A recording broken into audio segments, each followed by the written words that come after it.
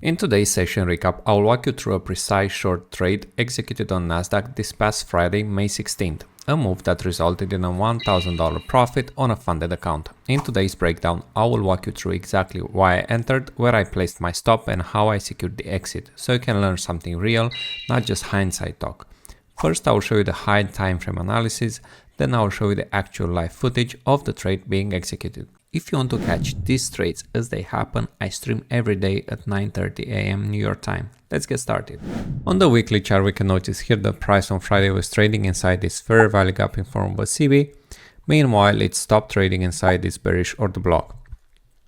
At the same time, for the foreseeable future, we might anticipate that we are going to attack these relative equal highs on a weekly basis, but we need to trade very cautiously considering the political environment, the hold on tariffs, and the uncertainty around the markets during these times. Here you can see annotated the weekly order block. We were trading in the lower portion of this fair value gap. Meanwhile, we can see we have two relative equal highs on a daily that most probably we are gonna attack at the beginning of next week.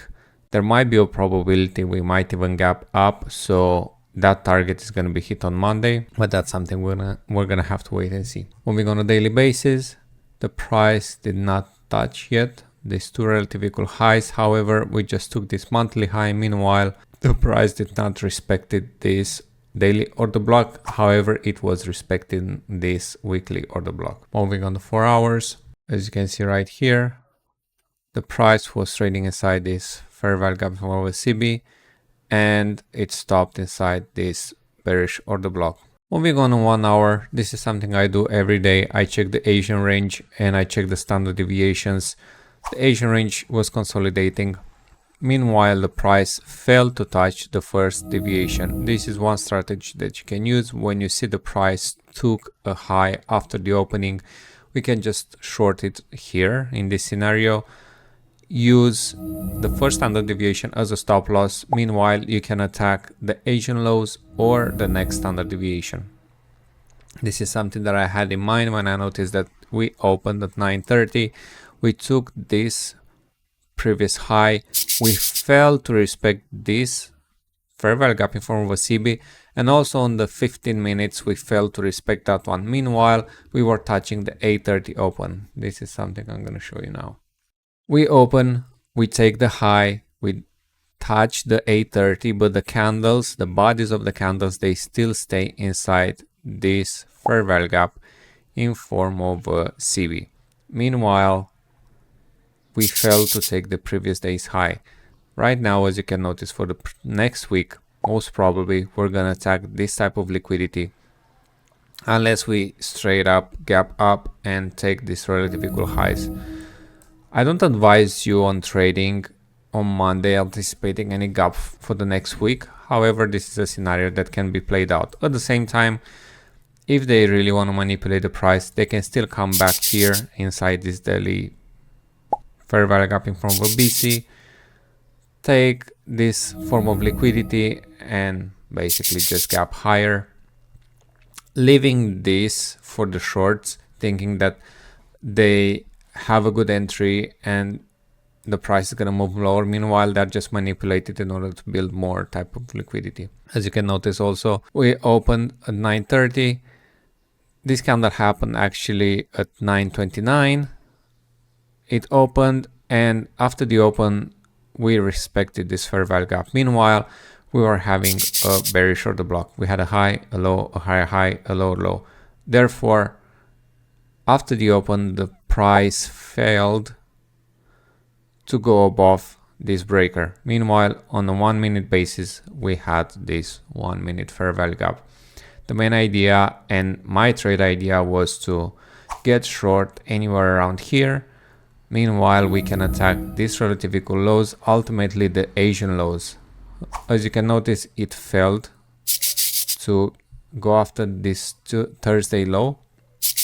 However, we touched again a monthly high. As I mentioned before in previous videos, you always need to keep these types of liquidity, like previous highs, previous lows. You need to always keep them annotated, especially when it comes to higher time frame like a monthly high, because the price is gonna tend to touch it once in a while after it's chasing internal liquidity. And this is something you can notice here as well.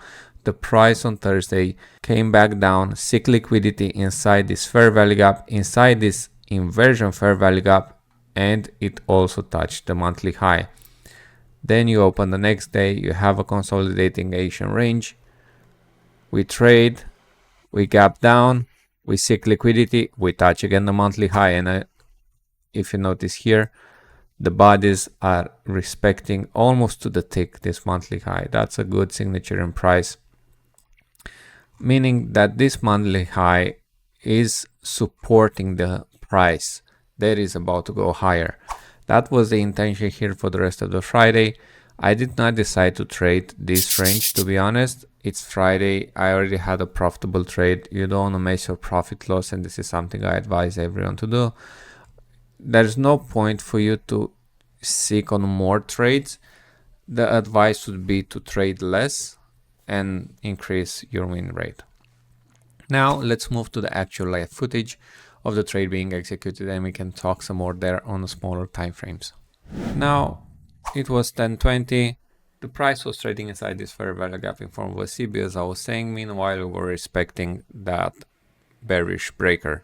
At the same time, we had a bearish breaker on the 1 minute that was respected too. Meanwhile, the price formed an inversion fair value gap. This was an anticipation on my part, and I decided to enter right there because we also had on a 15-second chart a fair value gap. My intention was to go with 8 contracts. However, I needed confirmation that the price is going to go lower and not form another swing high, basically chase liquidity again, and then finalize the move and deliver the sell side. Here, as you can notice, we were trading inside this inversion fair value gap again. Meanwhile, we left 2 relative equal lows on the 1 minute.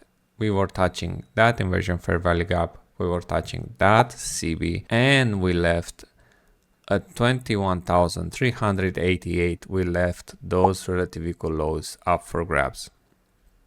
At this point, I was trying to adjust my stop loss. I was looking on the 15-second chart.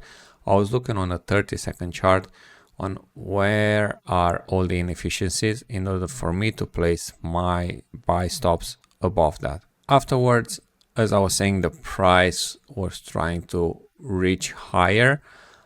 I considered moving a bit my stop loss above those inefficiencies and that swing high, just to give some room for the price, considering how it was trading on Friday and how it was consolidating for the rest of the week. We really had a choppy week, so there are times where I'm gonna apply larger stop losses, even though in this case my stop loss was only $200. Meanwhile, I had 8 micro contracts. Here you can see me already placing my profit targets, and one of them was at 360, which were 2 relative equal lows on the 15-minute chart, and closely next to those Asian lows that were formed at 9 o'clock the previous day. As the price was moving lower, my stop loss was moving to above that fair value gap in front of a CB. Meanwhile, I was noticing we ran past the first presentation fair value gap and we left some volume imbalances along the way. I like for the price to have a clean run, which means we might be having swing lows, swing highs, inefficiencies are going to be touched, but in this case we left a lot of gaps open, which means that at some point, if not during the morning session, during the PM session, the price is going to attack those inefficiencies.